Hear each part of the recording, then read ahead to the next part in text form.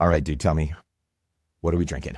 Today, popped a beautiful Washington winery called Valdemar Estates, fifth generation wine producers. One of my favorite wines right now. It's one of those more elegant, easy to drink, beautiful Cabernet Sauvignons. The wine itself kind of gives you that rich, classic Washington cab vibe to it, but it comes with this old world easygoingness to it. It's not overproduced in a way that feels super overly structured. It doesn't have that, oh, I'm getting kicked in the teeth, as much as I can drink this on its own. I can have it with food. It's super chill. The thing I love about this represents about everything that has to do with our store and why we open this up. This is a wine that has old world roots. Like I said, fifth generation. You got to stop talking and drink a little bit. Damn, that is good. This is really nice. It's funny. So these guys have a gorgeous estate in Walla Walla. I've seen it a bunch of times, and I don't think I've ever been there though. This is one of the Washington wines that I have not tried. Oh my God. So this is one of those where I'd heard a lot about their Spanish wines, a lot about the production that they have over in Spain. I hadn't had the wines from Washington State yet. Had them about 6-8 months ago. Fell in absolute love. Oh my God. It's stunning. So they actually have a production facility in Washington, in Walla Walla. Yeah, and then in Spain as well. In Spain. So sister runs the Spanish production facility, brother runs the Washington one. Another reason that this is so magnificent is that you get that old world, but when you look at where they are in Walla Walla, it is this beautifully magnificent. The aesthetic of it is exactly what we're trying to produce here, where it's this beautiful, modern looking feel, but it has the elegance of old world. Has everything you want in it. That's one of the unique things, I think, as people come along on this journey with us here on Poppin Bottles with Brandon and Barry. Welcome to the show, everyone, by the way. This is the first episode, so we are super pumped to be here. Super excited. Yeah, get ready. We're going to cover all kinds of stuff related to wine, related to Edmonds, related to all the cool stuff we're doing at Fox and Bottle, our community, kind of the journey that we're on, and really what your mission is in terms of helping educate people, expose people, give them access to incredible wines, not only from Washington, but from around the world. Exactly. Yeah, I started off with the idea that I wanted wine to be approachable to everybody. Wine is such a magnificent product, but it does not have to be stuffy or pompous. It can be really fun to learn and learn at your own pace and learn in an environment that is very easy. In our space, we have couches and these cool environments and these places just to relax, but also with the staff here, with me here, I got my dad here. It's a family affair, and we're gonna teach you what you need to know, and it's a fun experience. It's definitely an awesome vibe, and I think our new location right here in the heart of downtown Edmonds, it just really has brought the concept alive. We're in a bigger space. We have so much more exposure, so much more foot traffic. It's funny because we've been open for a bit. Yeah. And it was a little bit of an undiscovered gem within the undiscovered gem of Edmonds. Right. Yeah, right. So you were like a nested doll a little bit. You were like 3 layers deep. You had to kind of go. You had to know to get there. You had to know. If you didn't know, you didn't know, and maybe you wouldn't have found it. But now we're here. We're prime time, and we're like really. It's been amazing to see the community grow and to see people get exposed to a really unique concept. Yeah. Well, and that's the word right there. It's community. And for me, let me take us all the way back. Let me take a step back to where this whole thing started. About a decade ago, I'm over in one of my favorite spots in the San Juan Islands. And I'm sitting at this little wine bar looking across the street at my favorite shop. And I had this weird idea, like, why couldn't I just bring a glass of wine and go shop at the same time? And I hadn't heard about it. I hadn't heard anything like that. So I started looking into it, and life happens and you get work and all sorts of things. And finally, about 10 years later, jump right in and go, I'm going to do that thing that I thought of a long time ago, because I think we can bring it to this location, this Edmonds spot, my hometown where I'm born and raised. It's my community, the people I love and want to share this with. That's where we needed to be. And so I got lucky. I found a cute little spot. It was the phase 1 of probably a 10-phase project. We got in there. We got kind of going. People kind of started to understand who we were. And that worked great. Building a wine club, building a merchandise presence, building this community.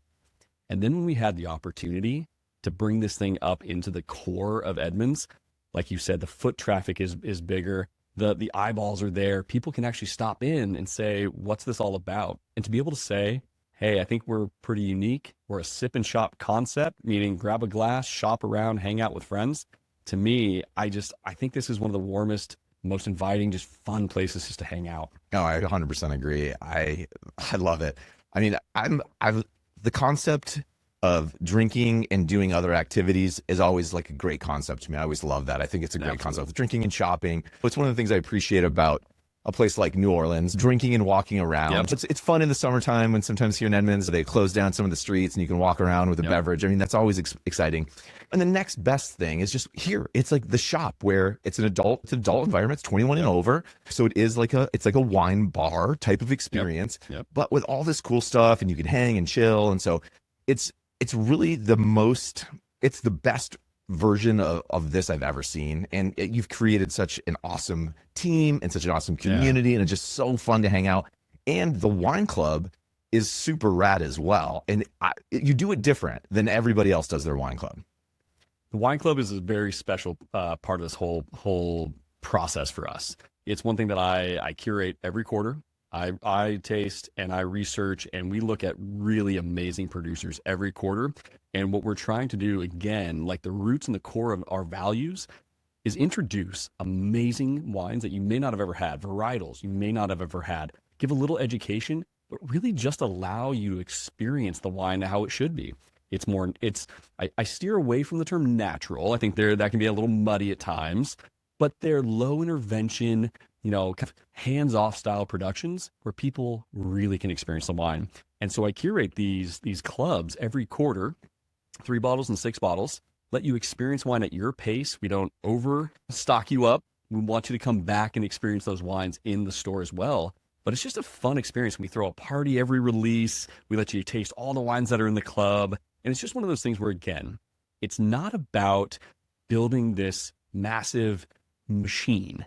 It's making sure that everyone has an opportunity to taste and to feel good about what they're drinking. Oh my God, totally. And have fun doing it in this relaxed, casual environment. And I think with wine, that's really accessible. And what I think, and I appreciate it, is it's always quite different. You'll have a whole spectrum of wines. Usually there'll be some Washington wine in there. And almost always there's some French wine in there. You're a big French wine. I'm a Francophile. You are. You love it. You love it. It's true. You love it. And I appreciate it, because I always like to say I love me some dirty French wine. I like some real deal French wine. And I think there's some great wine growing regions in the world. There's a ton of great ones, and some weirdly surprising ones. Like I've actually had good wine from some places that I didn't even know made good wine. Oh my God. So classic story for me is I had an importer bring in something from Slovenia about 3 years ago. Now I'm early into the wine kind of curation game, having been drinking for a long time, but I stuck to my rut, which was French or Washington, and I'm drinking wine from Slovenia, Croatia, Jordan, Georgia. It's like, where are these wines on the shelves anywhere? Totally. And being able to bring in the family-owned versions of those, that to me was just incredible. Oh no, it's amazing. I've even had some really good red from Mexico. I had no idea that there was like delicious Mexican wine, but we'll save the jewels of the wine club for another episode. We want to take a deep dive and really bring that to life to people. But the other thing that is cool here is it's not just the wine that's curated, and it's like the wine shop. There's wine you can buy here. You can come in, but for a lot of people, it's coming in to have a glass or 2 or 3 of wine while they're just hanging out. That's actually one of the bigger draws, and that rotates. Yes. So we have about a 20 bottle pouring list at any given time. And that's going to rotate monthly, quarterly, once a year. It depends on the bottle, depends on how people are experiencing it, if they really love it. But that's the fun part, is that if you come back every now and again, it's going to be different. It's going to be new, and you're going to experience things in the same vein, but different bottles, different producers, different styles. The one thing that I really worked hard to when I first started this was the way I organize my wine and the way we talk about our wine. We don't talk about our wine geographically all the time. We don't talk about our wine varietally all the time. What we do is we really try to match and pair you up with, how are you going to experience that wine?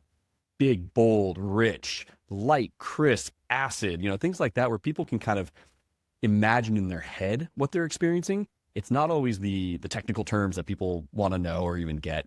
And so that's one of the things when you come in and taste wine, is we're going to walk you through a little bit of that spectrum of wine and really let you kind of explore new stuff. Yeah, I think that when a lot of people think about wine tasting, sometimes they can get a little intimidated. Absolutely. Or sometimes they can feel stupid, or feel like like less than if they've been to a wine experience. They asked the wrong question. Yeah, they asked the wrong question, or you like, the person will be like, you're gonna get notes of, stone fruit and leather tobacco with some tar, and you like taste it, and you're like, I don't really, what does that even taste like? I don't get any of that, I've never had a black curd. No, exactly. And so I think here the experience is more like, do you like it? And if you like it, why? Like, and kind of start to get connected to your own palate and develop it in just like a fun, casual way. So that's one of the things I actually really like is the wine bar really allows you to come in and try some different wines, and things are always changing. So never stale. And it's just that oven itself is just really cool and fun, because the wine bar is something that I think, sometimes you're lacking a little bit, right? And it's like these same wines, same stuff. You go to the same restaurants and they serve the same thing.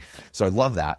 But it doesn't end there. The curation continues. It continues into the retail. And let's talk about that, because the stuff that you guys have in the store, I love. It's so cool. I mean, there's stuff for like gifts, there's clothes, there's stuff for guys, there's stuff for the ladies, there's little cool knickknacks and interesting things. There's like gifts, there's cards, but all of it is super intentional. And all of it is from neat producers or neat vendors, or cool different stuff that you're not finding anywhere. Right. When we look at what we're going to buy for our team for this as a buying group, local kind of is where we start. Then we look at how people are being, how they make their products. Like, we were really, like you said, intentional about what we're buying, right? Whether that's cards that are just fun, that you can actually plant the card and it becomes a flower, like little things like that, or a candle that has a secondary use as a vase. Like, all these little things, they're intentional, because when people buy them, there's special stories to tell. The way I look at telling the stories of wine, I think you can tell the same stories with product. Yeah. With gifts. Yeah. And the thing that I always thought long time ago, it was challenging, especially in Edmonds, to go to 3 or 4 or 5 stores to kind of buy a housewarming gift or to buy something, right? I was like, what if we just kind of all brought it in and gave someone a one-stop shop in a way that they can have a glass, enjoy their experience of shopping. It's not like got to rush in there, pick up my 3 things and jump out, but experience or enjoy the experience. And that was really, really cool. And then about, 6-8 months ago, we said, let's dip into the apparel side.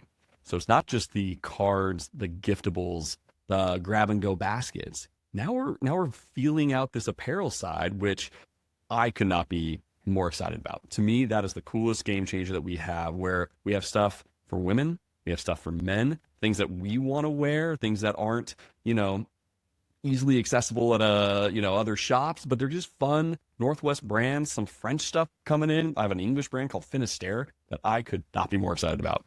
It is so cool. I mean, it's kind of an endless world, just like wine. When you start getting into clothes, when you start getting into the apparel, it's an endless world of coolness and awesomeness. Yeah. And I'm stoked that we have like another place to go shopping, right? Yeah. And keep your eyes peeled on these episodes. If you're watching this on YouTube and you're not just listening along, you'll start to see some stuff from the Floor Collection show up. Yeah, we'll rep some gear here. So if you see something that one of us is wearing, chances are it could be found in the store. Now, I'm not going to say always, but there's a good chance it could be found in the store. So that's a little Easter egg for you. Awesome. Well, dude, I love it. I mean, I think that ultimately, as we go on this journey, part of our mission is, to expose more people to all the cool stuff happening just in Edmonds that we're part of, because you're a big part of the Edmonds community. Absolutely. And then part of it is expose people all this cool wine that exists both in Washington, which is criminally underrated, and it just shocks me how few people know how amazing our wine is and how many amazing wineries we have here. What do you think? We're about 1,400 wineries in Washington, and only a fraction of those get known or seen. There are incredible wineries that we're going to start to showcase. We're going to bring producers on here. We're going to bring winemakers and families, start showcasing some amazing stuff from Washington. And also, I got to be my francophile self. We'll bring some Frenchies in here. But it's going to be a fun journey to be able to showcase some of these things. Totally. And showcase some of the cool stuff that are, apparel or gifts or whatever. So our mission is really just to get the word out, spread the word, get more people involved, and celebrate some of the cool stuff we're doing. So I appreciate it, man. This was an awesome, intro to what we're all about and where we're going. And we encourage you to like, subscribe, follow along. By all means, if you have not been in the store, get in here, come on into the shop and drink some wine and pick some things up. It's super fun. Yeah. Yes, give Harry something to do. Absolutely. And we'll see you on the next episode. We're going to take a deep dive on the next episode into our wine clubs, because we have a couple different things going on there. And we might even have an announcement about a new wine club that is coming soon that I think you're going to want to be paying attention to. It's going to be a fun one. Absolutely. It is. All right. Until next time, keep popping bottles. Cheers. Cheers. Dude. Have fun.